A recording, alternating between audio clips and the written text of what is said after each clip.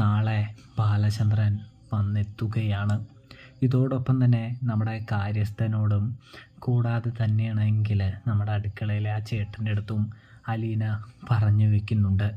നാളെ തൊട്ട് 6:30 ആകുമ്പോഴേക്കും എഴുന്നേൽക്കണം, പാചകവും കാര്യങ്ങളൊക്കെ ചെയ്യണം, അങ്ങനെ ആക്കണം കാര്യങ്ങൾ. അച്ഛനോട് ഞാൻ സംസാരിച്ച് കാര്യങ്ങളൊക്കെ എന്തായാലും ശരിയാക്കി തരാമെന്ന് പറയുന്നത് കാണാൻ കഴിയുന്നുണ്ട്, സാധിക്കുന്നുണ്ട്. ഇതേ സമയമാണെങ്കിൽ മോള് ഏറ്റെങ്കിൽ പിന്നെ കുഴപ്പമൊന്നുമില്ല, ഞങ്ങൾക്കൊരു മടിയുമില്ല എന്ന് പറയുന്നത് കാണാൻ കഴിയുന്നുണ്ട്, സാധിക്കുന്നുണ്ട്. അത് അലീന പറയുന്നത് വേറൊന്നും കൊണ്ടും അല്ല കേട്ടോ. തൻ്റെ അച്ഛൻ്റെ ആദായം, തൻ്റെ അച്ഛൻ മേടിക്കുന്ന സാധനങ്ങൾ അച്ഛനറിയാതെ വേറെ ആൾക്കാർക്ക് കൊടുക്കുന്നത് അത് തെറ്റാണെന്നുള്ളൊരു ബോധ്യം അലീനയ്ക്കുണ്ട്. അതുകൊണ്ട് അതൊന്ന് അറുതി വരുത്താനും അതൊന്ന് തടയാനും വേണ്ടിയാണ് അലീന ഇങ്ങനെ ചെയ്യുന്നത് എന്ന് കാണാൻ കഴിയുന്നുണ്ട്.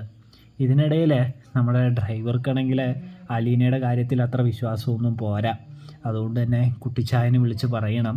സ്റ്റാലിയുടെ അച്ഛനെ വിളിച്ച് പറഞ്ഞു കഴിഞ്ഞാൽ, കേണൽ സാറിൻ്റെ അച്ഛനെ വിളിച്ച് പറഞ്ഞാൽ അച്ഛൻ ഉറപ്പായിട്ടും വരും. ഒടുവിൽ അവരുടെ കാര്യത്തിൽ ഒരു തീരുമാനവും കാര്യങ്ങളൊക്കെ എത്തിച്ചു കൊള്ളും എന്ന് പറയുന്നു. അങ്ങനെ കാര്യസ്ഥനാണെങ്കിൽ സ്റ്റാൻലി, അതായത് കേണൽ സാബ് ചെയ്ത വലിയൊരു കാര്യം, അലീന എന്ന പെൺകുട്ടിയെ മകളാണെന്ന് പറഞ്ഞിവിടേക്ക് കൊണ്ടുവന്ന ആ കാര്യം പറയുകയാണ് എന്ന് കാണാൻ കഴിയുന്നുണ്ട്, സാധിക്കുന്നുണ്ട്. ഇതേ സമയം കേട്ട പാതി കേൾക്കാത്ത പാതി കുട്ടിച്ചായൻ, അതായത് സ്റ്റാലിയുടെ അപ്പൻ, നമ്മുടെ ഇവനെ കാണാനായിട്ട്, സ്റ്റാലിയെ കാണാനായിട്ട് വരികയാണ് എന്ന് കാണാൻ കഴിയുന്നുണ്ട്, സാധിക്കുന്നുണ്ട്. ഇവിടെ നമ്മുടെ ബാലചന്ദ്രൻ തിരികെ എത്തിയിരിക്കുകയാണല്ലോ. ഇതേ സമയം വൈജയന്തിയാണെങ്കിൽ ബാലചന്ദ്രനോട് ചോദിക്കുകയാണ്, എവിടെയായിരുന്നു നിങ്ങൾ, എവിടെ പോയി കിടക്കായിരുന്നു, ആരുടെ കൂടെ ആയിരുന്നു എന്ന് ചോദിക്കുകയാണ്. അതെന്താ ആരുടെ കൂടെ ആയിരുന്നു എന്നുള്ളൊരു ചോദ്യം, അതെനിക്ക് മനസ്സിലായില്ലല്ലോ വൈജേ എന്ന് നമ്മുടെ ബാലചന്ദ്രൻ പറയുമ്പോൾ, അങ്ങനെയാണല്ലോ, ഇവിടെ നിന്ന് ഒരുത്തിയെയും കൊണ്ടാണല്ലോ നിങ്ങൾ പോയത്, അതുകൊണ്ടാണ് എന്ന് പറയുമ്പോൾ, എങ്കിൽ നീ 2-3 ദിവസം ഇവിടെ നിന്ന് മാറിയിരിക്കുമ്പോൾ നീ ആരുടെ കൂടെ ആയിരുന്നു എന്ന് ഞാൻ ചോദിച്ചാൽ നിനക്കെന്തെങ്കിലും തോന്നുമോ എന്ന് ചോദിക്കുകയാണ്. ഇതേ സമയം എന്താ ബാലചന്ദ്ര അങ്ങനെ ഒരു പറച്ചിൽ, കാരണം എന്താണ് എന്ന് ചോദിക്കുമ്പോൾ, ഞാനറിയാതെ നിനക്ക് ഒരുപാട് രഹസ്യവും കാര്യങ്ങളും ഉണ്ടല്ലോ, നിൻ്റെ മനസ്സിൽ ഒരുപാട് രഹസ്യം നീ ഒളിപ്പിച്ച് വെച്ചിട്ടുണ്ടല്ലോ, അത് മര്യാദയ്ക്ക് തുറന്നു പറഞ്ഞാൽ അത്രയും നല്ലതായിരിക്കും എന്ന് പറയുകയാണ്.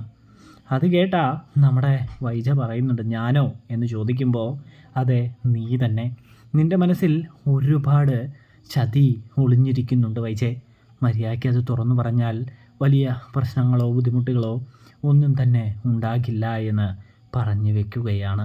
അപ്പോൾ വൈജയന്തിയാണെങ്കിൽ വെറുതെ ബാലചന്ദ്രനെ മെക്കിട്ട് കയറുകയാണ് എന്ന് കാണാൻ കഴിയും, സാധിക്കും.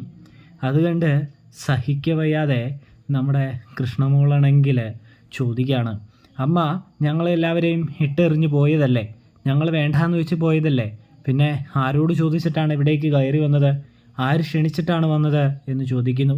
അച്ഛൻ്റെ സ്ഥാനത്ത് ഞാനെങ്ങാനോ ആയിരുന്നെങ്കിൽ ചൂലെടുത്തടിച്ച് ഇറക്കി വിട്ടേനെ എന്ന് പറയുകയാണ്. അതായത് സത്യം പറഞ്ഞാൽ വൈജയന്തിയെ ഇപ്പോൾ മക്കൾക്ക് ആർക്കും ആവശ്യമില്ല. വെറുതെ ഏതു നേരവും പ്രശ്നം ഉണ്ടാക്കുന്ന ഒരമ്മയെ ആർക്കും ഇഷ്ടപ്പെടില്ലല്ലോ. അതുതന്നെയാണ് സംഭവം എന്ന് കാണാം. ഇതേ സമയം ബബിതയും ഇതേ കാര്യം തന്നെ പറയുകയാണ് എന്ന് കാണാൻ കഴിയുന്നുണ്ട്.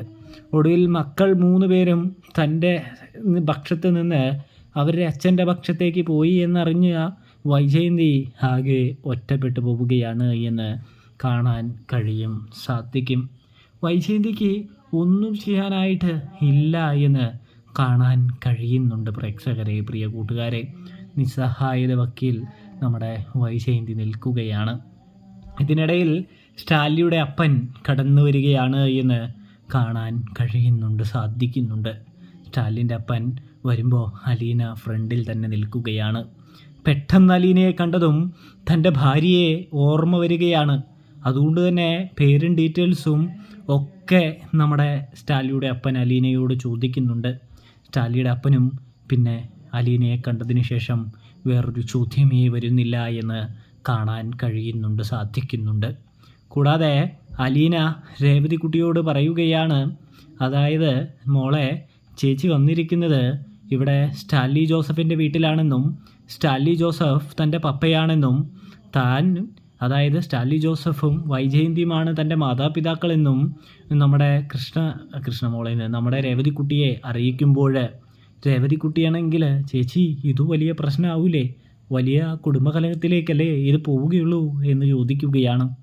അത് കേട്ടതും എനിക്കറിയില്ല മോളെ എവിടെ പോയി നിൽക്കുമെന്നൊന്നും, ഇത് വലിയ പൊട്ടിത്തെറി ഉണ്ടാക്കുമെന്ന് എനിക്കറിയാം, പക്ഷേ എന്ത് സംഭവിക്കുമെന്നോ എന്താകുമെന്നോ എനിക്ക് അറിയില്ല എന്ന് അലീന പറയുകയാണ്. പ്രേക്ഷകരെ, ചേച്ചി ഒന്ന് ശ്രദ്ധിക്കണം, എന്തൊക്കെ അപകടമാണ് ചേച്ചിയുടെ വഴിയിലുള്ളത് എന്ന് എനിക്കും അത്ര മനസ്സിലാകുന്നില്ല എന്ന് നമ്മുടെ അലീന പറഞ്ഞു വെക്കുകയാണ്.